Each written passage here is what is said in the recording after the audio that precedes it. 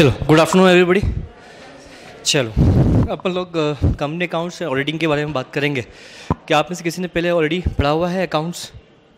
पढ़ा हुआ है? किसी का एक बार क्लासेस किया हुआ है? फर्स्ट सेकंड जब अब सभी ने अटेम्प्ट दिया है आप लोगों ने? अभी फर्स्ट ग्रुप भी दिया है, सेकंड ग्रुप दिया है किसी ने? आप में से किसी ने अभी तक दिया है? तो क्लासेस एक बार हो चुकी हैं आप लोगों की, मतलब आपकी सिर्फ और किसी की क्लासेस हो चुकी है? क्लासेस हो चुकी है एक बार? कंपनी अकाउंट्स पढ़ चुके हो पूरा एक, मतलब ऑलमोस्ट ठीक है। चलो नाउ अपन इस सब्जेक्ट के बारे में बात करते हैं। सब्जेक्ट क्या है, इस सब्जेक्ट का अभी लास्ट एग्जाम अभी हम बात करेंगे, उसमें क्या ट्रैक रिकॉर्ड रहा है और हमें कैसे पढ़ना है और क्या पढ़ना है, इन सब चीज़ों के बारे में अपन यहाँ बात करेंगे। तो सब्जेक्ट जो आपका है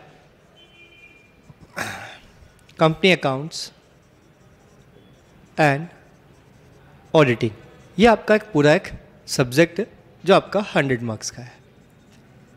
सबसे पहले इस सब्जेक्ट के बारे में पूरा हम पता कर लेते हैं कि सब्जेक्ट क्या है, तो इससे जब हम पढ़ेंगे तो हमारे समझ में आएगा कि हमें पढ़ना कैसे सब्जेक्ट को लिए। तो ये सब्जेक्ट जो आपका 100 मार्क्स का है, और इस 100 मार्क्स सब्जेक्ट के बारे में जब आपसे बात करूँ तो ये सब्जेक्ट 2 मार्क्स, इस सब्जेक्ट की जब बात करूँ और ये पेपर आपके एग्जाम में है, जब आप सिर्फ और सिर्फ सेकंड ग्रुप आप एग्जाम में अपेयर होते हैं तो ये आपका सेकंड मार्क्स का पेपर, सेकंड नंबर का आपका पेपर रहेगा।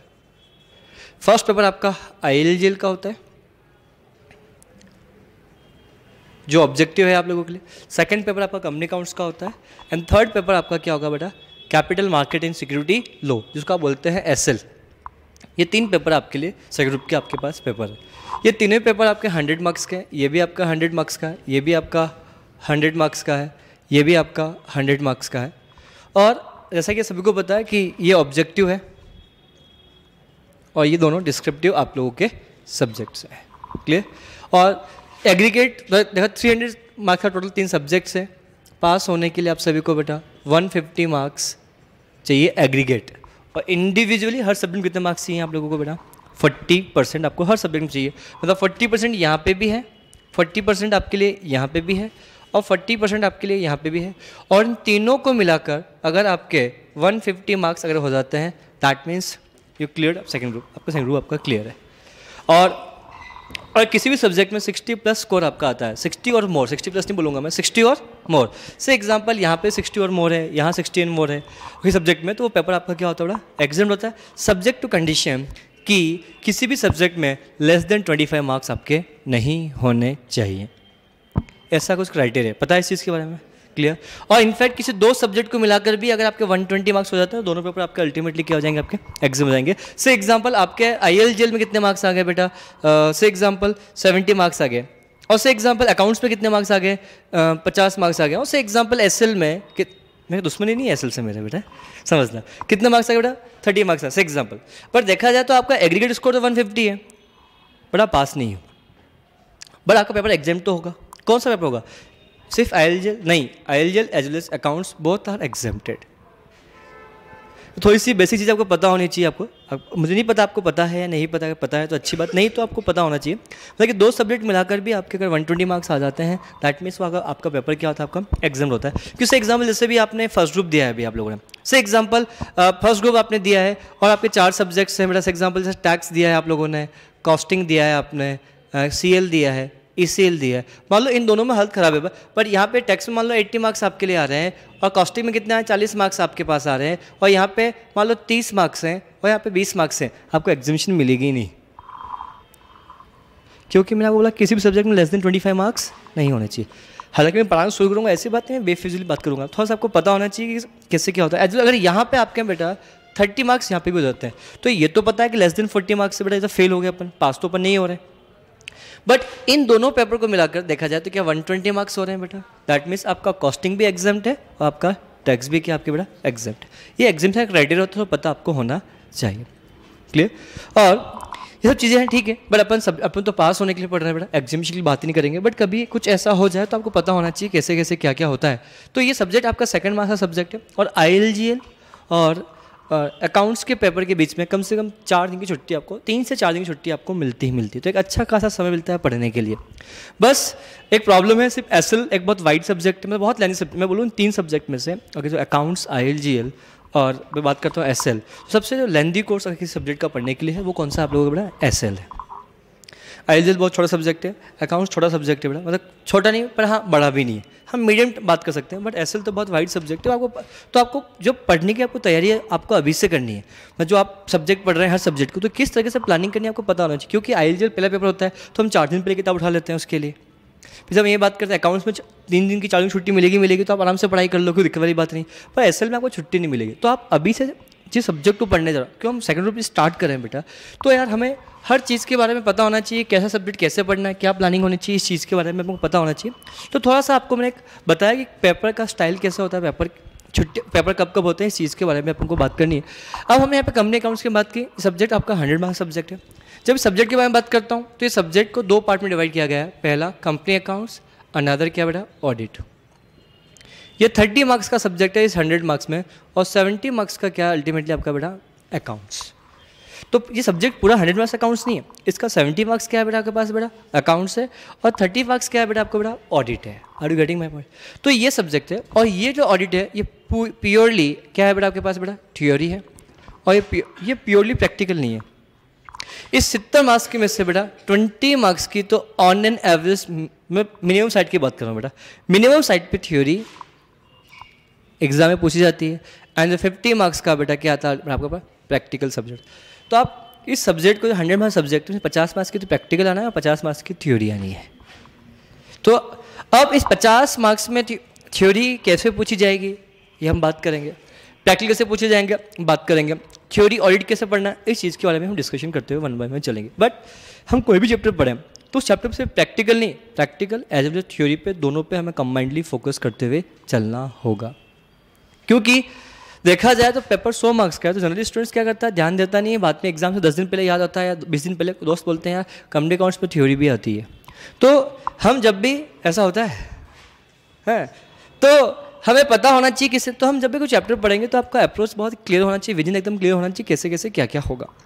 एनीवे, तो ये आपका सब्जेक्ट है। हम स्टार्ट जो करेंगे बेटा हम कंपनी अकाउंट शुरुआत करेंगे बेटा, और कंपनी अकाउंट्स बेटा सिलेबस पर आपके पास चैप्टर कौन कौन से हैं इनके बारे में भी आपसे मैं बात कर लेता हूँ फटाफट से एक बार, कि हमें इस कंपनी अकाउंट सब्जेक्ट हम स्टार्ट करेंगे बेटा आज कंपनी अकाउंट्स के साथ बेटा। तो कंपनी अकाउंट्स में आपके पास कौन कौन से चैप्टर है सिलेबस में, इस चीज़ के बारे में अपन को यहाँ पढ़ना है। मैं जब पहले टॉपिक के बारे में आपसे बात करता हूँ तो पहला चैप्टर आपका होगा बेटा share capital. Share capital different portion है बेटा, ध्यान समझना। पहला जो पोर्शन आपके लिए है वो क्या है, इश्यू ऑफ शेयर कैपिटल। ये लिख ले बेटा टॉपिक बेटा आपको बताओ, redemption of preference share capital, buyback of share,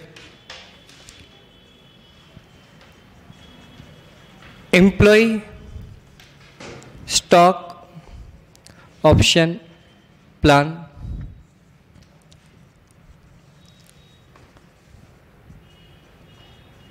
underwriting of share. ये आपका पहला चैप्टर है। इस चैप्टर के इतने डिफरेंट पार्ट है। सेकंड चैप्टर जब बात करूंगा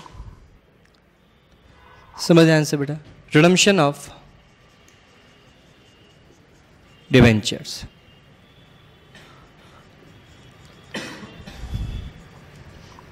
थर्ड चैप्टर की बात करेंगे बेटा यहाँ पे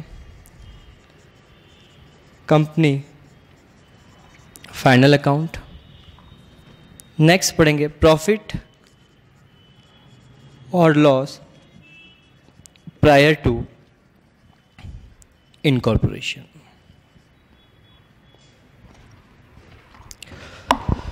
नेक्स्ट लिखें यहाँ पे liquidation of company.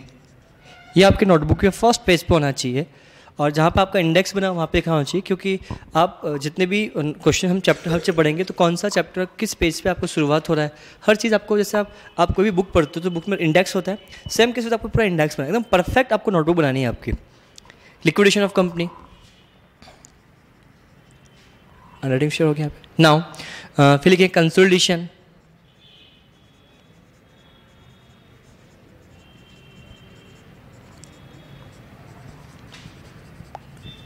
Statement. Next बात करेंगे किसके लिए बेटा, valuation of share and goodwill फिर हम यहाँ बात करेंगे कॉरपोरेट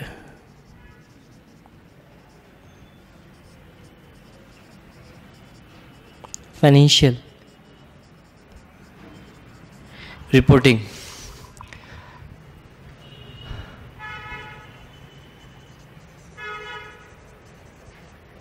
अमालगमेशन, इंटरनल रिकंस्ट्रक्शन। और तो और कुछ याद आ रहा है आपको? यहाँ तक यही है आपका सिलेबस का, ये पूरा आपका सिलेबस से बड़ा मतलब हमें सब्जेक्ट में इतने सारे चैप्टर्स हमें यहाँ पे पढ़ते हुए चल रहे हैं। और वन मोर थिंग बड़ा, हर चैप्टर अपने आप में उसकी अपनी आइडेंटिटी है। कोई भी चैप्टर किसी और चैप्टर से रिलेटेड नहीं है कि ऐसा नहीं कि ये चैप्टर अगर आता है तो मुझे ये चैप्टर आएगा, ऐसा दिया आएगा, ऐसा कुछ भी नहीं है। हर चैप्टर अपने आप में उसकी अपनी अपनी आइडेंटिटी है, उसको आपको पढ़ना है। समझ में आ गया? ऐसा नहीं कि ये चैप्टर भी पढ़ना है, मतलब ये चैप्टर नहीं आया तो ये भी नहीं आएगा, ऐसा कुछ भी नहीं है। हर चैप्टर अपने आप में अलग है। समझ में आ गया? क्लियर? तो नाउ स्टार्ट करेंगे बेटा। ऐसा कोई चैप्टर जो आपकी इच्छा है कि सर सबसे पहले यहाँ से स्टार्ट करें, या एकदम बेसिक से शुरुआत करना चाहते हैं कि नहीं सर हमें ये पढ़ने की इच्छा है, आप अपनी मर्जी से जो चैप्टर बोलोगे उसको भी स्टार्ट कर देंगे। बेसिक से पढ़ना चाहते हैं, ठीक है। वन मोर थिंग, एक चीज़ आप दिमाग में जो खौफ है सर अकाउंट्स में नहीं आता है, ऐसा बिल्कुल मत सोचो। आप में से कोई PCM से कोई है क्या? वेरी गुड, मुझे बहुत आसान लगेगा आपको पढ़ाने में, आपको दिक्कत बिल्कुल भी नहीं आएगी। बट जो ऑलरेडी क्या होता है कॉमर्स, उसमें एक प्रॉब्लम ये आती है यार, उनका ऑलरेडी पहले पढ़ा हुआ होता है, तो क्या कंसेप्ट थोड़ा सा कॉन्ट्रडिक्टरी होता है, ऐसा नहीं ऐसा क्यों होता है, क्योंकि मैं आपको जो बोलूँगा आप उसमें हाँ ही करोगे, समझ में आपको अच्छे सब कुछ आएगा। पर जो ऑलरेडी पढ़े हुए हैं कि सर हमें तो 11th-12th में हमने ये पढ़ा था, फाउंडेशन में ये पढ़ा था, हम एग्जीक्यूटिव में ऐसा पढ़ रहे हैं, ये ऐसा क्यों होता है, समझ में तो कोई टीचर हमें क्या पढ़ा, स्कूल में किसी और ने पढ़ाया था, जब ट्यूशन गए तो उन सर ने कुछ अलग ही पढ़ाया था। ऐसा हुआ है आप लोगों के साथ कि स्कूल में कुछ अलग पढ़ाते हैं, ट्यूशन में अलग पढ़ाते हैं, फाउंडेशन में कुछ अलग पढ़ाया और एग्जीक्यूटिव में बिल्कुल अलग पढ़ाते हैं। तो एनीवे ऐसा कुछ सोचने की जरूरत नहीं है आपको इस चीज़ के लिए बेटा, आपको हर चीज़ आपको बहुत अच्छे से आपके लिए हो जाएगी, आप बिल्कुल ना घबराएं। बस थोड़ा सा आपको पेशेंस रखना पड़ेगा सब्जेक्ट को लेकर बेटा, आपको मेरे साथ चलना पड़ेगा, जो मैं पढ़ा रहा हूँ उसको बस घर जाके एक बार गो थ्रू कर लेना। बस मैं होमवर्क थोड़ा सा देता हूँ बेटा, बस वो आपको होमवर्क डेली करना पड़ेगा, दैट्स इट। क्योंकि अकाउंट्स प्योरली जो खेल है वो प्रैक्टिस का है। अगर आपको अकाउंट्स की प्रैक्टिस आपने कर ली तो आपका अकाउंट्स का पेपर बन जाएगा। और पूरा अकाउंट्स का पेपर जनरली स्टूडेंट से सॉल्व होता ही नहीं है पूरा, क्योंकि एकमात्र सब्जेक्ट है बेटा जो प्योरली डिस्क्रिप्टिव है और पूरा प्रैक्टिकल है। क्योंकि आपने फर्स्ट ग्रुप में टैक्स पढ़ा होगा, कॉस्टिंग नॉट ओनली प्रैक्टिकल है, पर ये ऑब्जेक्टिव बेस्ड रहते हैं, तो वहाँ पे आपको लिखने की इतनी अकाउंट्स बनने जरूरत आपको नहीं पड़ती, आपकी स्पीड नहीं रहती है। कंपनी लो पूरा लिखने का है, इसिल पूरा लिखने का है, एसएल पूरा लिखने का है, आईएलजीएल फिर अगर ऑब्जेक्टिव है। ये एक मात्र सब्जेक्ट है जहाँ पे आपको बहुत स्पीड लगेगी, यहाँ पे बहुत आपको क्या होगा बेटा, आपके पास बेटा कैलकुलेटर आपको अच्छे से पकड़ आपकी होनी चाहिए। तो इस सब्जेक्ट के बारे में अपन को यहाँ पे क्या करना है, डिस्कशन करना है। अब इस सब्जेक्ट के बारे में जब मैं आप लोगों से बात करूँगा तो सब्जेक्ट क्या है, इस चीज़ के बारे में अपन को यहाँ पे समझना, ध्यान से समझना। तो ये आपका एक सब्जेक्ट है, इस सब्जेक्ट के बारे में बात करते हैं। क्या स्टार्ट करें बेटा? एनीवन ऐसा कोई चैप्टर आपका सर स्पेसिफिक हमें तो ये पढ़ना है, या मैं एकदम बेसिक जो चैप्टर है बेटा शेयर कैपिटल वहाँ से पढ़ना शुरू करें बेटा? बोलो, बेसिक से पढ़ने की इच्छा है तो ना आज से हम स्टार्ट कर रहे हैं बेटा चैप्टर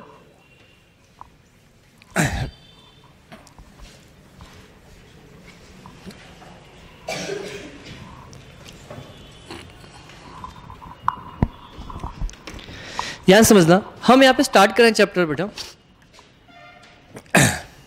शेयर कैपिटल के बारे में। इस चैप्टर बेटा मैं आपको बताया डिफरेंट 4 चैप्टर। पहला कौन सा बेटा? इश्यू ऑफ शेयर कैपिटल, मतलब issue of equity share capital. Another chapter कौन सा है आपके पास बेटा? Redemption of preference share. And third कौन सा? Buyback of shares. And fourth कौन सा? Under writers. ये 4 चैप्टर हमें, हाँ, और वहाँ पे और लिखा बेटा अकाउंटिंग फॉर, लिखो वहाँ पे हेडिंग लिखो बेटा accounting for right issue and bonus issue बेटा, एक को लिखो बेटा। चल लिखा ना right issue, under writing of shares बेटा, मैंने लिखा है इसके 4 बताया था आपको बेटा। पहला कौन सा बेटा? Issue of equity share capital. दूसरा कौन सा था? Redemption of preference share. तीसरा कौन सा था? बायबैक। फोर्थ कौन सा था? Under writing of shares and Aesop, Aesop भी लिखवा है। एक चैप्टर और लिखो वहाँ पे बेटा accounting for issue of right share and bonus share.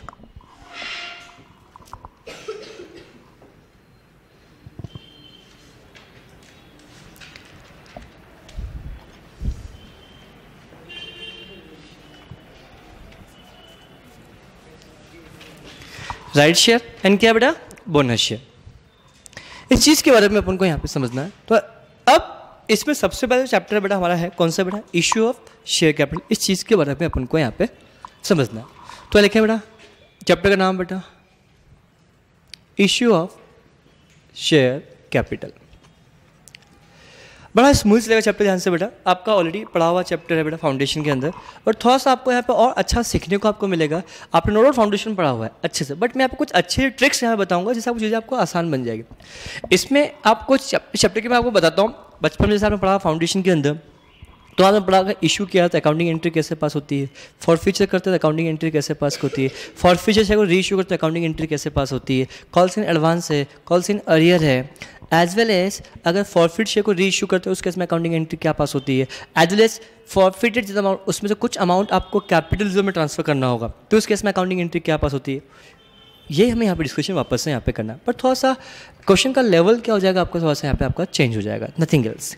For future कैसे होता है, ये सब चीज़ें अपन को यहाँ पे डिस्कशन यहाँ पे करने होगी। तो सबसे पहले हम फॉर फ्यूचर पर दूर की बात है, सबसे पहले हम इशू के बारे में बात करेंगे। अगर इशू किया जाएगा तो इस केस में अकाउंटिंग एंट्री क्या पास होगी। अगर कोई शेयर हम इशू कर रहे हैं तो उस केस में अकाउंटिंग एंट्रीज क्या पास होगी, इस चीज़ के बारे में अपन को यहाँ पे समझना है। तो जब हम शेयर को इशू करेंगे तो ऐसे सिचुएशन के अंदर, मैं वापस रिपीट कर रहा हूँ, अगर हम क्या करें बेटा, शेयर को हम इशू कर रहे हैं तो शेयर इशू कौन करेगी बेटा, कंपनी करेगी।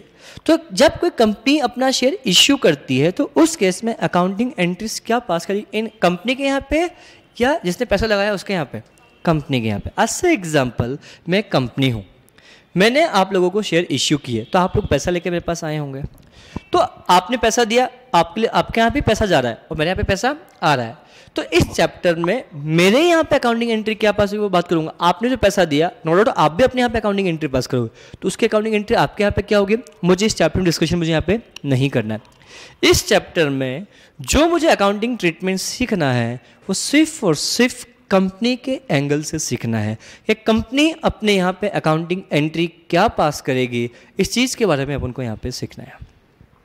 तो ये कंपनी अब इश्यू लेकर आएगी, तो कंपनी इश्यू ला सकती है, वो इश्यू इक्विटी शेयर का भी हो सकता है, ये इश्यू प्रेफरेंस शेयर का भी हो सकता है, ये इश्यू डिबेंचर्स का भी हो सकता है।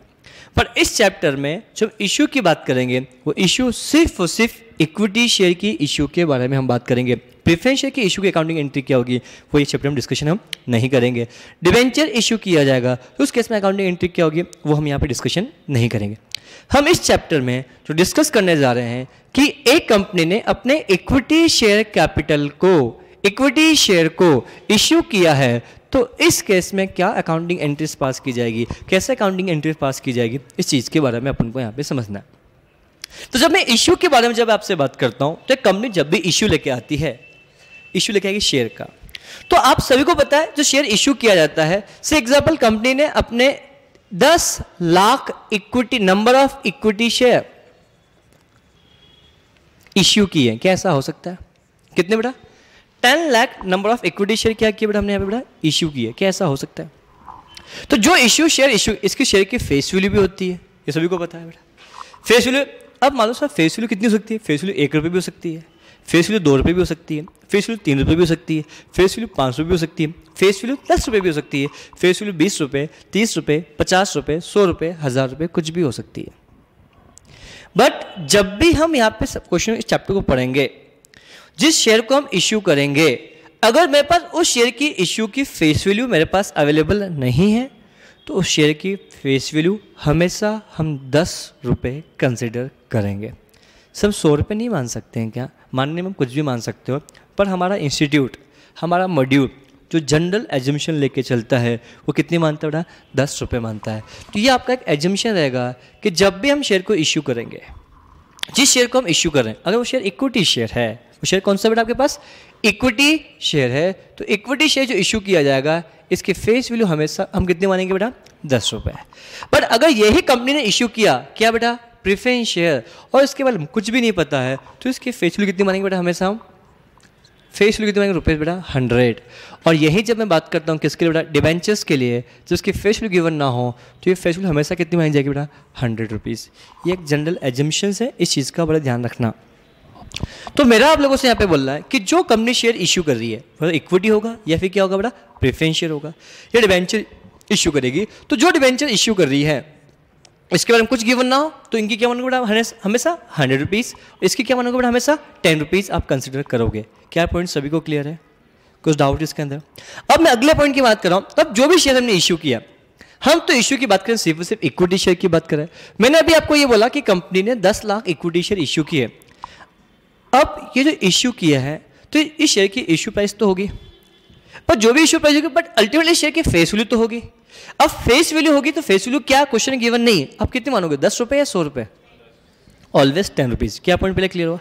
अब कंपनी ने जो शेयर इश्यू किया 10 रुपये वाला शेयर कंपनी इश्यू करती है, तो कंपनी 10 रुपये वाला शेयर इश्यू कर रही है, क्या वो 10 रुपये के प्राइस से ज़्यादा पे इश्यू करेगी या 10 रुपये के प्राइस से कम पे इश्यू करेगी या 10 रुपये का शेयर 10 रुपये इश्यू करेगी? ये चीज़ में डिस्कशन करनी है। तो जब कंपनी ये 10 रुपये वाला शेयर इश्यू करती है, 10 रुपये वाला शेयर 10 रुपये पे इश्यू करती है, 10 रुपये वाला शेयर मान लो 13 रुपये पे इश्यू करती है, 10 रुपये वाला शेयर कंपनी 9 रुपये पे इश्यू करती है, क्या ऐसा हो सकता है? तो जब कोई कंपनी 10 रुपये का शेयर 10 रुपये पे इश्यू करती है तो इसको कहा जाता है इश्यूड एट पार। मैं जितने का शेयर उतने पे इश्यू किया, दैट मीन्स को क्या बोलेंगे बेटा? Issued at par. पर जब कोई कंपनी 10 रुपये का शेयर 13 रुपये पे इश्यू करती है, ज़्यादा पे इश्यू किया कम पे इश्यू किया? ज़्यादा पे इश्यू किया, दैट मीन्स क्या बनेगा? Issued at premium.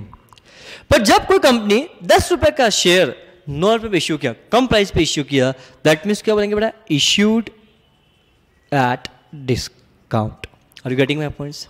But as per companies act 2013 कोई भी कंपनी अपना शेयर को इश्यू डिस्काउंट पर नहीं कर सकती। That's the very very important points. तो जब हम इस चीज़ के बारे में हम बात करें कि कंपनी ने शेयर इश्यू किया, तो कंपनी शेयर इश्यू करेगी या तो एट पार पे, एट प्रीमियम पे, डिस्काउंट पे। तो company can share issued at par? Answer is yes. Company can share issued at premium? Answer is yes. Can company can issue share discount? Answer is no. But only 2 exceptions. In 2 exception के case के अंदर company can share issued at discount. The first exception is क्या बेटा आपके पास? Forfeited share. Forfeited share. अगर जिन share का हमने forfeit किया है, अगर मैं इनको री इश्यू करता हूँ, सर फॉरफिट शेयर क्या होता है हम बात समझेंगे। सिर्फ आपने ये चीज़ कमेंट में पढ़ी होगी आप लोगों को बेटा। तो फॉरफिट शेयर मतलब मैं थोड़ा सा बेसिक बताता हूँ। जिन शेयर को आपने अपने शेयर होल्डर को इश्यू किया था, उनसे अगर वापस आप शेयर ले लेते हो, उनको क्या बोलते हैं बेटा? Forfeit share. और इन जो शेयर होल्डर वापस आपने ले लिए और इनको अगर वापस आप इश्यू करते हो, तो वापस इश्यू है डिस्काउंट पे किया जा सकता है। And the second exception is sweat equity shares, ESOP। Sweat equity shares and कौन सा बड़ा? ESOP। सर ESOP मतलब एम्प्लॉय स्टॉक ऑप्शन प्लान। इन 2 केसेस के अंदर कंपनी अपने शेयर को डिस्काउंट पे इश्यू कर सकती है, अनलेस अदरवाइज कोई भी कंपनी अपने शेयर को, इक्विटी शेयर को डिस्काउंट पे इश्यू कर ही नहीं सकती है। क्या पॉइंट सभी को अच्छे से क्लियर हुआ? तो नाउ मैं आप लोगों से ये बोलना चाह रहा हूं, तो नाउ अब कंपनी ने शेयर इश्यू किया, तो कंपनी ने शेयर 10 रुपये का शेयर कितने में इश्यू किया बेटा? 10 रुपये। तो issued at par, at premium? Par. Issued at premium, discount? Premium. Issued at discount. But इस इश्यू को वॉइड इश्यू में, और मान लो सर कंपनी ने फिर भी कर दिया, तो इस इश्यू को वॉइड इश्यू माना जाएगा। ऐसी सिचुएशन कंपनी एंड कंपनी के directors both are liable to pay penalties. ये मैं नहीं बोलता हूं, ये बोलता है कंपनीज एक्ट 2013 का section 53। That's the important points. ये मेरे शब्द वाली नहीं है, ये जो भी शब्दों का प्रयोग कर रहा हूँ, कंपनीज एक्ट 2013, आपको मैम ने पढ़ाया होगा इस पॉइंट के बारे में, जब कंपनी लोग पढ़े होंगे तब उसमें। तो मैं आप लोगों से ये बोलना चाहता हूँ कि किसी भी कंपनी ने अगर शेयर इश्यू किया एट पार पे, प्रीमियम पे, डिस्काउंट पे इश्यू किया, तो इस इश्यू को वॉइड इश्यू माना जाएगा, मतलब आपने इश्यू किया ही नहीं ऐसा माना जाएगा। बट जब मैं बात करता हूँ एट पार और एट क्या बेटा आपके पास? प्रीमियम, इस चीज़ के बारे में अपन को यहाँ डिस्कशन करना है। तो issued at par, issued at premium के बारे में जब आपसे बात करता हूँ, तो इश्यूड एट पार मतलब जितने का शेयर है उतने में ही इश्यू किया, मतलब क्या हो गया आपके पास? At par. जितने का शेयर है उससे ज़्यादा प्राइस पे इश्यू किया, दैट में क्या बन जाएगा? Issued at premium. Are you getting my points? क्या मैं आगे बढ़ सकता हूँ? That's the concept of the बात की इसके लिए। तो कंपनी शेयर इश्यू कर रही है, तो इश्यू किस पे करेगी? एट पार पे, एट प्रीमियम। डिस्काउंट के बारे में बात भी हम नहीं करेंगे। तो जब भी हम अकाउंटिंग एंट्रीज पढ़ेंगे तो हम पढ़ेंगे किसके लिए बेटा? इसके लिए। और किसके लिए? इसके लिए। तो इसके लिए हम कभी भी हम नहीं पढ़ेंगे। अब मैंने, चलो ठीक है, समझ में आया। एक कंपनी ने शेयर इश्यू किया, तो कंपनी ने 10 रुपए का शेयर 10 रुपए पे इश्यू किया, या 10 रुपए का शेयर 13 रुपए पे इश्यू किया। तो कंपनी जो भी शेयर इश्यू कर रही है, क्या पैसा आएगा कंपनी के पास इसकी वजह से? बोलो। तो कंपनी जब शेयर इश्यू करेगी तो इस सिचुएशन में क्या कंपनी ने शेयर इश्यू किया, तो शेयर इश्यू करने से क्या कंपनी के पास अमाउंट आएगा? किस पे आएगा अमाउंट बेटा? शेयर पे। तो ये जो कंपनी के पास शेयर का जो अमाउंट आएगा, ये पूरा का पूरा आएगा या कुछ ही आएगा? तो ये कंपनी से एग्जांपल 10 रुपए का शेयर 10 रुपए में इश्यू किया, बोलो। तो कंपनी जो शेयर 10 रुपए के बदले में 10 रुपए लोगों से मांग रही है, 10 रुपए कंपनी के पास पूरा आएगा, टुकड़ों टुकड़ों में आएगा? कुछ भी हो सकता है, डिपेंड्स। मतलब जो शेयर हमने क्या किया है बेटा? इश्यू किया है। तो जो शेयर हमने इश्यू किया है, तो इस जो शेयर हमने इश्यू किया है, इसके लिए जो पैसा आएगा वो हो सकता है पूरा पैसा आपको एक साथ मिल जाए, या पूरा पैसा आपको क्या मिल जाए बेटा? पूरा पैसा एक साथ नहीं मिले, पैसा मिल जाए इंस्टॉलमेंट में। क्या ऐसा हो सकता है? आंसर इज यस, ऐसा हो सकता है कि कंपनी 10 रुपए का share, no doubt shareholder पैसा मांगेगी, पर कंपनी पूरा पैसा आज नहीं मांग रही। कुछ कंपनी ने आज पैसा मांगा है और कुछ पैसा आपसे कल मांगेगी। कैसा हो सकता है? दैट मीन्स अगर पैसा टुकड़ों में आता है तो उसको क्या बोलेंगे? इंस्टॉलमेंट में पैसा आपके पास आ रहा है। पर अगर पूरा पैसा एक साथ आया, दैट मीन्स क्या आपके पास बेटा? लमसम में पैसा आपके पास आ चुका है। क्या पॉइंट सभी को अच्छे से क्लियर है? तो मेरा आप लोगों से ये बोलना है कि हम समझना है कि यार जब कंपनी शेयर इशू करेगी, तो शेयर इशू करेगी या तो एट पार पे या एट किस बेटा? प्रीमियम पे। इसके अलावा किसी और प्राइस पे शेयर इशू कर नहीं सकती है। अब चलो कंपनी ने जो भी शेयर इशू किया एट पार पे या प्रीमियम पे, तो इसके लिए पैसा कंपनी शेयर होल्डर से पैसा मांगेगी। जब कंपनी अपने शेयर होल्डर से पैसा मांग रही है, तो वो पैसा पूरा एक साथ मांगेगी या आपसे पैसा इंस्टॉलमेंट मांगेगी?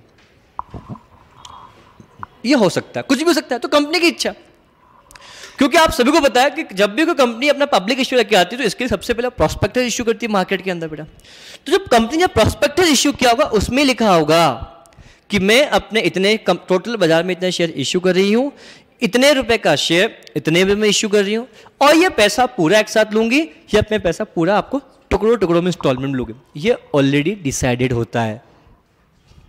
और कब कब पैसा कितना कितना मांगा जाएगा, ये भी डिसाइडेड होता है। किस बात को एग्री करते हो? तो जो कुछ भी पैसा आपको मिल रहा है, तो इस केस में अकाउंटिंग एंट्रीज क्या पास होगी, कैसे पास की जाएगी, इस चीज के बारे में अपन को यहाँ पे समझना है। तो मुझे समझना है कि पैसा अगर लमसम में मिला होगा, उस केस में अकाउंटिंग एंट्री क्या पास होगी। अगर पैसा इंस्टॉलमेंट मिलेगा, उस केस में अकाउंटिंग एंट्री क्या पास होगी। हमें इस चीज के बारे में डिस्कशन करना है। तो इंस्टॉलमेंट में होगा क्या होगा, इस चीज की बात करेंगे। सबसे पहले एक बात बताओ, यहां तक के पॉइंट में किसी को कोई भी दिक्कत, कोई दुविधा? क्या मैं आगे बढ़ सकता हूँ बेटा? श्योर। क्या किसी को नोट डाउन करना है कुछ? क्या अभी तक इसमें क्लियर? अब मैं आप लोगों से बात कर रहा हूं कि एक कंपनी ने शेयर इश्यू तो किया। तो कंपनी ने जो शेयर इश्यू किया, मैंने क्या बोला? एक कंपनी ने शेयर इश्यू तो किया। तो कंपनी ने जो शेयर इश्यू किया, उसके लिए अकाउंटिंग एंट्रीज क्या पास होगी, इस चीज के बारे में अपन बात करें। मैं डिस्कशन कर रहा हूं कि आज एक कंपनी है, मैं बात कर कंपनी है, उसने पहला केस बात कर रहा हूं कि हमने जो शेयर इश्यू किया वो हमने लमसम में इश्यू किया, और कंपनी ने क्या क्या एग्जांपल लिया? Number of equity share issued कितना है बेटा आपके पास बेटा? ऐसे example, number of share equity share issued कितना है आपके पास बेटा? 1 लाख इक्विटी शेयर कंपनी ने इश्यू किया। कितने शेयर इश्यू किया बेटा? 1 लाख इक्विटी शेयर। जो शेयर इश्यू किए गए उसकी फेस वैल्यू गिवन है रुपीस कितना है बेटा आपके पास? 10। उसकी फेस वैल्यू कितनी बेटा? रुपीस कितना है बेटा आपके पास? 10। मैं नेक्स्ट पॉइंट के बारे में जब आपसे बात करता हूं, ये हो गया थर्ड, इसकी इश्यू प्राइस एट पार लिख दिया, इश्यूड एट पार। तो मुझे बताओ इश्यू प्राइस कितनी हुई? 10 रुपये हुई, कुछ ज्यादा हुई? 10 रुपये। क्या पॉइंट सभी को क्लियर है? अगर मैं बोलता है इश्यूड एट रुपीज 10, तो एट पार मानता है, प्रीमियम मानता है? पार मानता। सिर्फ क्वेश्चन में यही लिखा है, क्वेश्चन में ये लिखा है कि कंपनी ने 1 लाख शेयर इश्यू किए, और जो शेयर इश्यू किया उसकी फेस वैल्यू कितने रुपए बेटा? 10 रुपये। इश्यू प्राइस क्या? क्वेश्चन कुछ लिखा हुआ नहीं, क्या ऐसा भी तो हो सकता है? तो जब किसी कंपनी के द्वारा शेयर इश्यू किया जा रहा हो, इश्यू प्राइस क्या है ये नहीं पता, पर शेयर की फेस वैल्यू मुझे पता है, तो ये मानेंगे जो शेयर जितने का है उसको उतने पे इश्यू किया। दैट मीन्स अगेन एक एजम्पशन आपका रहेगा कि अगर किसी कंपनी के द्वारा शेयर इश्यू किया जा रहा है, उसकी इश्यू प्राइस क्या है ये नहीं पता, फेस वैल्यू पता है, यस पता है, जो फेस वैल्यू होगी वही उसकी क्या बनेगी, इश्यू प्राइस बनेगी। मतलब ये ऑलवेज एक एग्जामिनेशन एक और निकल के आपके सामने आया कि हम ऑलवेज इश्यूड एट पार मानेंगे। क्या पॉइंट सभी को क्लियर हुआ? तो अगर किसी कंपनी को हमने, अगर किसी कंपनी का शेयर हमने इश्यू किया, अगर किसी कंपनी का हमने क्या किया बेटा, शेयर इश्यू किया, तो अगर किसी कंपनी का हम शेयर इश्यू करते हैं तो ऐसी सिचुएशन के अंदर मैं क्या बोला, अगर कंपनी ने क्या किया बेटा, शेयर क्या किया बेटा, इश्यू किया, तो अगर किसी कंपनी के द्वारा शेयर इश्यू किया जा रहा है, इश्यू किस प्राइस पे किया जा रहा है ये नहीं पता है, तो जितने की फेस वैल्यू का शेयर है उतने में ही शेयर इश्यू किया जाएगा। क्या पॉइंट क्लियर है?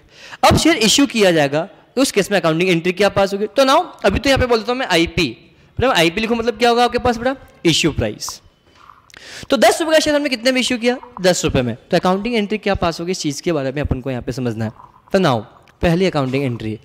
अब मुझे बताओ वन मोर थिंग, ये मांग के चल रहा हूँ लमसम में क्या है, इंस्टॉलमेंट में क्या है, लमसम, हेडिंग लिखी लमसम में हमने इश्यू किया होगा। तो 10 रुपये के बदले में 10 रुपये पूरा मिल रहा है, कुछ मिल रहा है, पूरा एक साथ आपको मिल रहा है। तो इस केस में अकाउंटिंग एंट्री क्या पास होगी, समझना। पहली अकाउंटिंग एंट्री जो पास की जाएगी, bank account debit to equity share application and allotment account. बोल समझ में आया? तो ये एंट्री जो पास की जाएगी ये किस अमाउंट से पास की जाएगी, समझना। Total number of application received multiply by, ये एक ही चीज़ लिखनी है आपको यहाँ से, ये अभी आपको समझ में नहीं आएगा, अभी धीरे धीरे हम इसको पढ़ते जाएंगे तब समझ में कोई चीज़ कहाँ से क्या थी अब लिखना है। तो लिखना total number of application received multiply by issue price. Again यही एंट्री सेम चीज़ इसी अमाउंट से नीचे भी पास की जाएगी। ऐसा लिख लेने का एक एक चीज़ आपको लिखनी है कि आपको बात में समझ में आएगा कि कोई एंट्री अमाउंट किस अमाउंट से पास की जा रही है, आपको पता होना चाहिए। तो एक बात बताओ, total number of application receive कितना है बेटा, total number of application receive कितना है, कुछ total number of application received कितना है बेटा आपके पास बेटा, 1 लाख रुपए। क्या मैं आगे बढ़ सकता हूं? तो यहां पे जब हम बात करें तो टोटल नंबर ऑफ एप्लीकेशन कितना है बेटा, 1 लाख, मल्टीप्लाई पे इश्यू प्राइस कितना है आपके पास, 10 रुपीज़, कितना अमाउंट आएगा बेटा, 10 लाख रुपीज़। क्या ये पॉइंट सभी को क्लियर है? ये मेरी पहली अकाउंटिंग एंट्री। दूसरी अकाउंटिंग एंट्री क्या पास होगी, equity share application and allotment account debit तो क्या रहेगा बेटा, इक्विटी शेयर कैपिटल। समझना, total number of application received multiply by issue price. अगर अमाउंट कितना आएगा बेटा, 10 लाख रुपीज़। अब समझना थोड़ा लैंग्वेज चेंज होगी, एक एक चीज़ इंपॉर्टेंट है, एक एक चीज़ इंपॉर्टेंट है, मैं लैंग्वेज चेंज करूंगा, मैं क्या लिखूंगा ध्यान से समझना। Total number of share issued multiply by face value of share. मैं क्यों लिख रहा हूं, इस चीज़ का भी पहला क्वेश्चन बहुत सिंपल है, उससे फर्क नहीं पड़ेगा। मैं अगेन लिख रहा हूँ अमाउंट, तो यहाँ बताओ टोटल एप्लीकेशन रिसीव कितनी हुई थी बेटा आपके पास बेटा, 1 लाख, मल्टीप्लाई बाय क्या होगा बेटा, इश्यू प्राइस कितने रुपए बेटा, 10 रुपीज़, 1 लाख, 10 मिनट, एंट्री क्या पास होगी बेटा, 10 लाख रुपीज़। पहला क्वेश्चन था, बहुत ही आसान है, सुलझा हुआ है, कोई दिक्कत वाली बात नहीं है। मेरा हर एग्जाम्पल अपने आप में चेंज होता हुआ जाएगा, तो एक एक एग्जाम्पल में लिखूंगा, तो आप हर चीज़ आपको लिखते हुए चलना है आपको।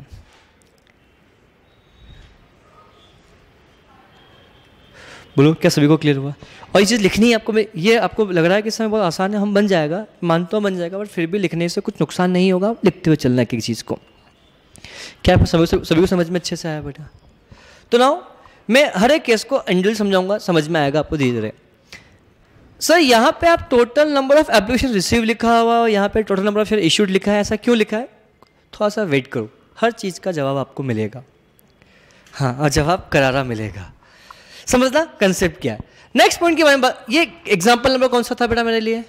1। अब मैं एग्जाम्पल नंबर इस 1 को मैं 2 में कन्वर्ट कर रहा हूँ कि जो शेयर हमने इश्यू किया वो इश्यू क्या है बेटा आपके पास? बेटा इश्यू प्राइस कितने रुपये बेटा? 12 रुपये। कैसा हो सकता है? एग्जाम्पल नंबर 2, आप पूरा एग्जाम्पल में लिख लेना, आपसे लिख देना in above case the issue price will be ₹12। काफ़ी है, बार बार इतना लिखोगे समय नहीं मिलेगा आपको। इन अबाउ एग्जाम्पल क्या इश्यू प्राइस क्या होगी बेटा आपके पास? बेटा 12 रुपये। कैसा हो सकता है? तो इस केस में अकाउंटिंग एंट्री क्या पास होगी? इस चीज़ के बारे में बात करना है। तो मेरा आप लोगों से ये बोलना है, अगेन ये पूरा क्वेश्चन है, मैंने बताया पहली एंट्री क्या पास होगी? Bank account debit to equity share application and allotment. ये एंट्री कितनी भाई? Total number of application received multiply भी क्या होगा? Issue price. तो बताओ टोटल नंबर ऑफ एप्लीकेशन कितना रिसीव हुआ है बेटा आपके पास? 1 लाख। मल्टीप्लाई भी मैंने फेस वैल्यू लिखा है, इश्यू प्राइस आपको इश्यू प्राइस लिखा है तो कुछ कारण है, आप लिखते चलो। इश्यू प्राइस कितना है? अगर मैं नहीं लिखा था तो हो सकता है आप मल्टीप्लाई 10 कर देते, तो आप मल्टीप्लाई पे 10 कर देते और 10 कर देते तो मेरा काम बिगड़ जाता। मैंने यहाँ पे लिखा है क्या? इश्यू प्राइस से ही मल्टीप्लाई करना है। और इनफैक्ट अगर मैं आपको ये एंट्री नहीं बता, और वन मोर थिंग, मैं अगर आपको यही बोलूंगा तो आप नेक्स्ट एंट्री पास करोगे क्या बेटा? इक्विटी शेयर, यहाँ लिखोगे क्या बेटा? 2 सिक्योरिटी प्रीमियम।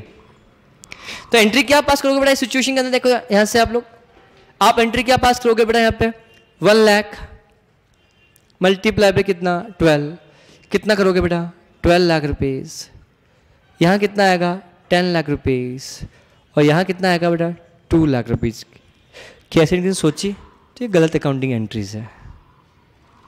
90% स्टूडेंट्स यही अकाउंटिंग एंट्री पास करता है। अगर ये क्वेश्चन बोल दिया जाए तो 90% अकाउंटिंग गलत है एंट्री बेटा।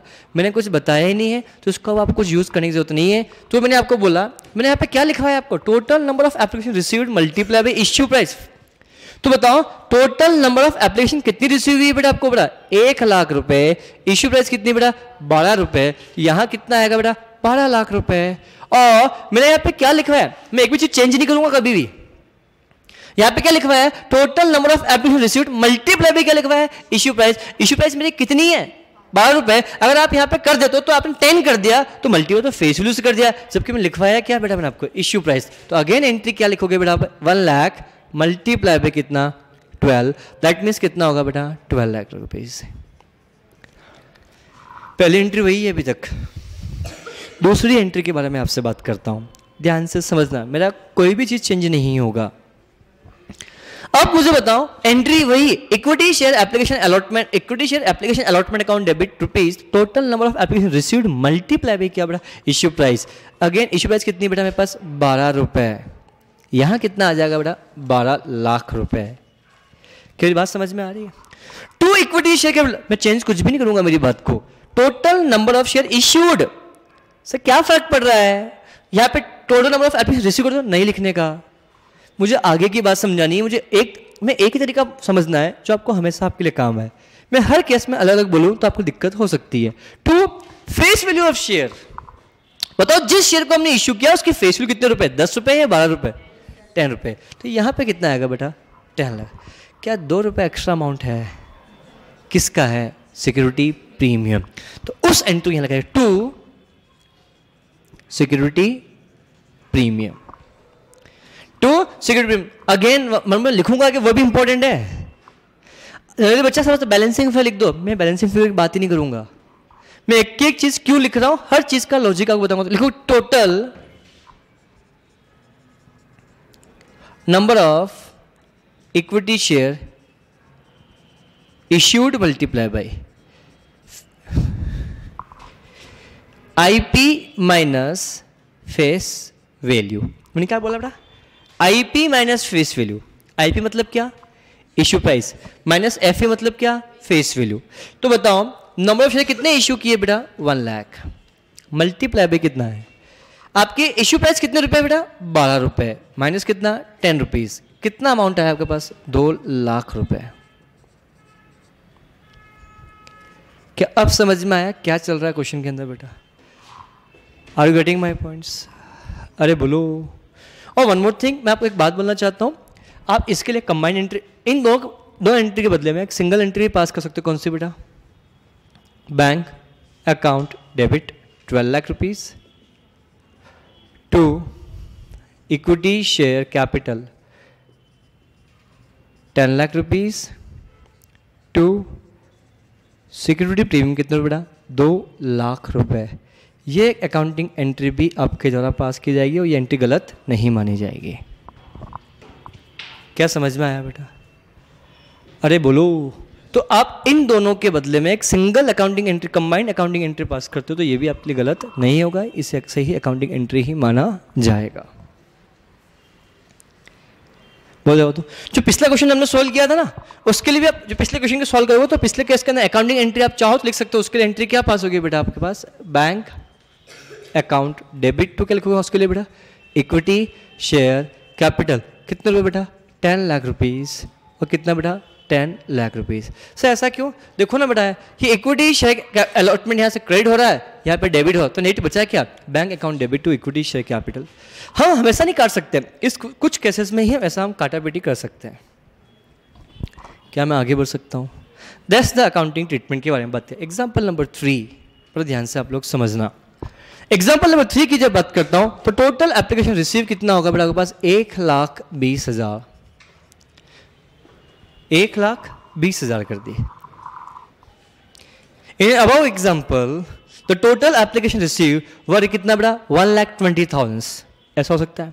तो इस केस में अकाउंटिंग एंट्री क्या पास होगी, इस चीज के बारे में अपन को यहाँ पे समझना है। हम तो डिटेल ही करेंगे बेटा, हम कभी भी ये शॉर्टकट एंट्री हम पास नहीं करेंगे कि शॉर्टकट एंट्री हर केस में पास नहीं हो सकती। जैसे इस केस में शॉर्टकट एंट्री पास हो ही नहीं सकती। समझ में आया कि नहीं? अगेन मैं वही यूज करूंगा जो मैंने अभी तक लिखा है, मैं कोई भी चेंजेस नहीं करूंगा। तो मेरी पहली एंट्री क्या पास होगी? Bank account debit to equity share allotment. क्या मेरी स्पीड फास्ट तो नहीं चल रही है? क्या मैनेजेबल है? एंट्री क्या पास होगी बेटा? Bank account debit to equity share application and allotment. तो एंट्री क्या पास होगी बेटा? 1 lakh multiply by 12 that means 12 lakh this one. यही एंट्री पास होगी। गलत। टोटल एप्लीकेशन रिसीव्ड बेटा हमने यहाँ पे इश्यूड थे। पिछले क्वेश्चन में जितना इश्यू किया था उतनी हमें क्या हुआ था? रिसीव हुआ। यहाँ पे क्या है बोलो? यहाँ पे क्या है? रिसीव्ड। रिसीव कितना है बेटा आपके पास बेटा? 1,20,000 रुपए। तो यहां एंट्री क्या पास होगी बेटा? 1,20,000 रुपए। तो यहां एंट्री क्या पास होगी बेटा बताओ? 14,40,000। 14,40,000। क्या समझ में आया? हाँ कुछ पूछना है? समझ में आ रहा है? अब मैं नेक्स्ट पॉइंट के बारे में आप लोगों से बात कर रहा हूं। नेक्स्ट पॉइंट बड़ा ध्यान से आप लोग समझना। Equity share application allotment account debit. मेरी बात समझना बड़ा ध्यान से एक एक चीज को। Again total number of application received कितना है बेटा आपके पास? 1,20,000। यहां कितना आएगा बेटा? 14,40,000। 14,40,000। Is it clear? अगला पॉइंट बड़े ध्यान से समझना। 2 इक्विटी शेयर कैपिटल। 2 क्या बोला बेटा? Equity share capital. मैंने यहाँ पर total number of share issued कितना लिखा है? क्या मेरे को 1 लाख पब्लिक इश्यू लेके आया था, लोग लेने के लिए आ गए 1,20,000, तो क्या मैं 1,20,000 शेयर इशू करूँगा या 1 लाख शेयर ही इशू कर सकता हूँ? जितने हमने इशू किया था उतना ही कर सकता हूँ। अगर मेरे पास ज़्यादा एप्लीकेशन आ जाती है तो भी हम नहीं कर सकते हैं। क्या समझ में है? आपके पास लोग लेने के लिए कितने आ गए, जबकि आपको इशू कितने करना था? तो क्या आप 1,20,000 इशू कर दोगे या 1 लाख? 1 लाख ही इशू करोगे। तो दैट मीन्स मेरा कहने का मतलब यहाँ पे क्या होगा? Total number of share issued multiply पे क्या होगा बेटा? Face value. तो जब मैं यहाँ पे आप लोगों से बात करता हूँ तो बताओ total number of share issue कितना है? 1,20,000 या 1 लाख? 1 लाख। तो यहाँ पे मैं 1 लाख ही लिखूंगा। अब समझ में आया डिफरेंस क्या है दोनों के बीच में बेटा? तो यहाँ कितना आएगा आपके पास? 10 लाख रुपीज। और मैंने यहाँ पे क्या लिखा है? Total number of equity share issued multiply by IP minus अगर मैं नहीं करता ना, ये नहीं बताता, अब लिख देता 440 सिक्योरिटी प्रीमियम, बताओ मैंने शेयर यहाँ कितना आएगा, अगेन 2 लाख रुपए। Are you getting my points? क्या आपके पास अभी भी कुछ एक्स्ट्रा पैसा रखा हुआ है? आपको पैसा कुल कितना मिला? 14,40,000। कितना एक्स्ट्रा पैसा मिला? 2,40,000। क्या समझ में आया? तो क्या जब पैसा आपके पास आया था तो आपने अकाउंटिंग एंट्री क्या पास की थी? Bank account debit to equity share application allotment.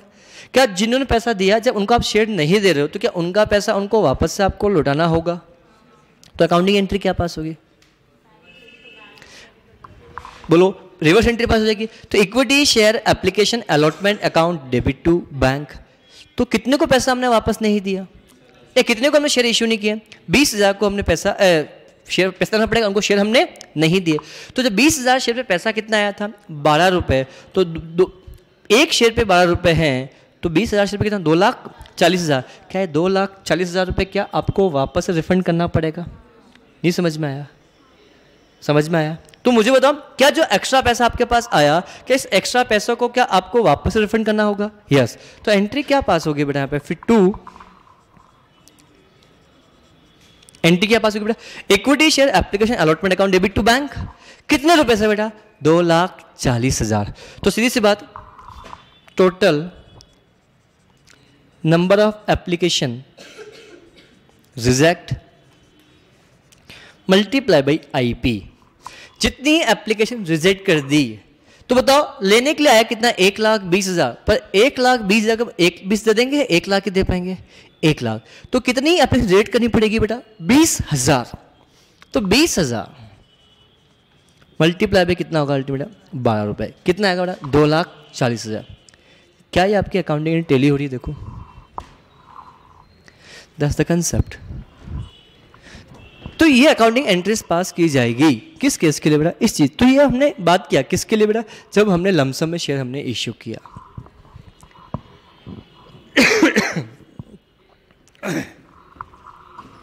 क्या ये पॉइंट सभी को क्लियर है अच्छे से? कुछ डाउट पूछना है किसी को कि कोई चीज़ कैसे, क्या हो रहा है, कैसे हो रहा है, इस चीज़ के बारे में बहुत समझना है? बोलो हाँ या ना। क्या मैं आगे बढ़ सकता हूँ?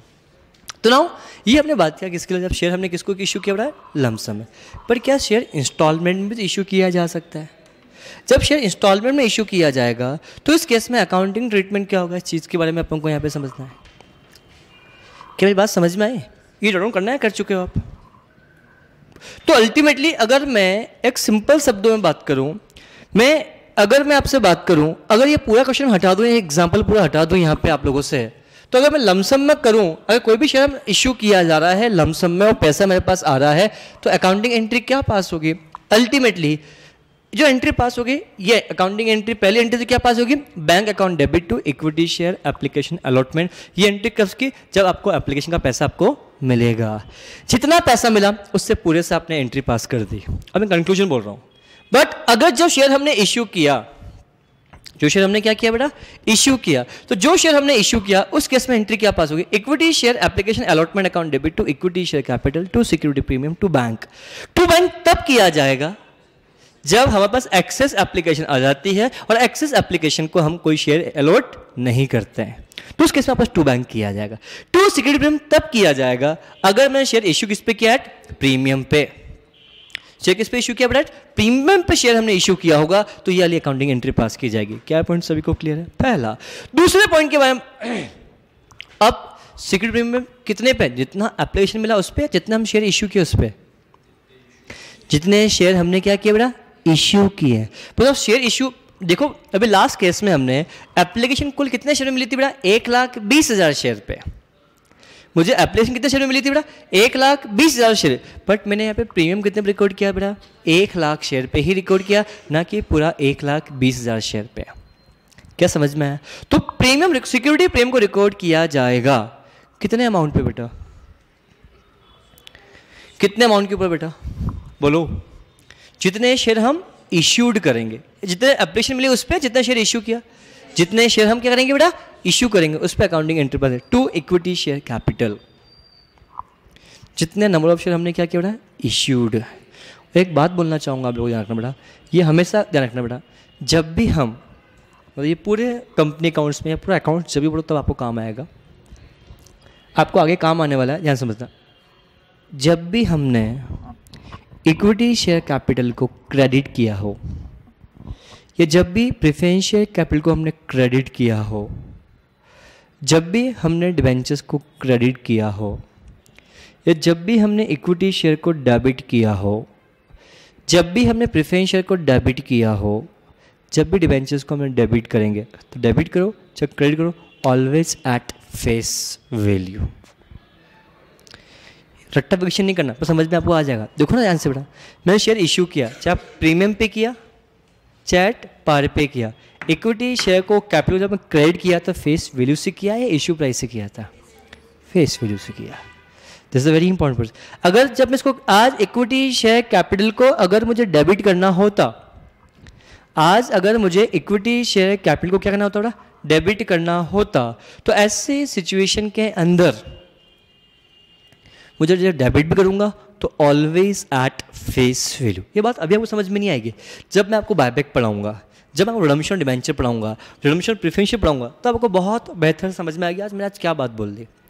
मैंने जो बात बोली है अभी के हिसाब से नहीं, मैंने फ्यूचर ओरिएंटेड बात बोली। ये बात अभी आपको एकदम समझ में नहीं आएगी, हो जाए अच्छा आ जाए तो बहुत अच्छी बात, अगर नहीं है तो घबराने वाली बात नहीं। जब मैं आपको buyback of share, redemption of preference share, redemption debenture पढ़ाऊंगा तो आपको बहुत अच्छे समझ में आएगा। क्यों मैंने एक बात बोली, क्या बोली मैंने आपको बेटा? जब भी डिबेंचर्स, जब भी प्रेफरेंस शेयर्स, जब भी इक्विटी शेयर्स को क्रेडिट करो या डेबिट करो, ऑलवेज फेस वैल्यू से किया जाएगा। समझ में आया? क्यों? आपने क्रेडिट डेबिट से किया, हम सभी से बचपन से पढ़ते हैं, जितना क्रेडिट होता है उतना ही क्या होता है, डेबिट होता है। तो जब हमने इक्विटी शेयर कैपिटल क्रेडिट कितने से किया, फेस वैल्यू से, तो डेबिट भी जो किया जाएगा वो किस पे किया जाएगा, फेस वैल्यू से किया जाना है। So simple. जब डिवेंचर हमने इश्यू किया तो हम जब क्रेडिट करेंगे तो फेस वैल्यू से करेंगे, तो डिवेंचर डेबिट करने जाओ तो किस वैल्यू से करोगे, फेस वैल्यू से या रिडम्पशन प्राइस से? बड़ा ऑलवेज फेस वैल्यू से। ये बात हो सकता भी आपको एकदम समझ में ना आए, बट बहुत बेहतरीन बात है। मैं आपको क्या बोलना चाह रहा हूँ कि अगर कोई भी शेयर हमने इश्यू किया है, तो जो भी शेयर इश्यू करें उसकी इश्यू प्राइस मेरे पास गिवन नहीं है, तो ऑलवेज एट पार। अब ऑलवेज एट पार मान जाएगा। फेशियल क्वेश्चन गिवन नहीं है, कितनी मानोगे बेटा? हमेशा 10 रुपीज़। प्रेफरेंस शेयर कितना बेटा? 100। Debentures 100। Are you getting my points? ये होने के बाद नेक्स्ट पॉइंट के बारे में बात करेंगे। जब भी इक्विटी शेयर को क्रेडिट करेंगे, डेबिट करेंगे, प्रेफरेंस को क्रेडिट करेंगे, डेबिट करेंगे, डिबेंचर को क्रेडिट करेंगे, डेबिट करेंगे, always at face value amount. समझ में आया? श्योर। ये था बेटा आज का लेक्चर। बेटा हम कल के लेक्चर में बात करेंगे बेटा कि अगर कोई शेयर इश्यू किया जा रहा है एट पार पे, एट प्रीमियम पर, बट जो पैसा मिल रहा है पूरा एक साथ आपको नहीं मिल रहा है, पैसा आपको क्या मिल रहा है बेटा, इंस्टॉलमेंट पे आपको मिल रहा है, तो इस केस में अकाउंटिंग इंटरेस्ट क्या पास की जाएगी, इस चीज़ के बारे में अपन को यहाँ पे क्या पढ़ेंगे, वो आने वाला लेक्चर कल का एक्सप्लेनेशन करेंगे। समझ में? आज के लेक्चर में किसी को डाउट है क्या? आपको कभी कुछ भी डाउट्स हो तो मैं यहीं अवेलेबल हूँ, आप डाउट्स मुझे पूछ सकते हैं। आज के लिए इतना ही। Thank you, have a good day.